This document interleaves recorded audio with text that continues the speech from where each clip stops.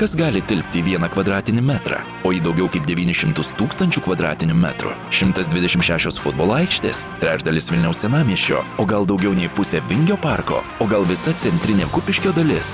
Visa tai Turto bankas, pažangus valstybės nekilnojamo turto valdytojas, kuriantis ilgalaikę ateitį. Šiuolaikiškos darbo erdvės, kurios įkvepia veikti. Atsakinga veikla aplinkos ir bendruomenės atžvilgiu, tausojanti resursus ir kelianti Lietuvos turto vertę. Per skaidrius aukcionus ir nuomą atveriame išskirtines vietas ir galimybės verslui. Mes administruojame bešeimininkį ir paveldėtą turtą, išieškome skolas valstybei, privatizuojame akcijas. Tūkstančiai renovuotų valstybės kvadratų kasmet prisideda prie stiprios Lietuvos puoselėjimo. Kiekviename žingsnyje skaidrus ir lengvas bendradarbiavimas.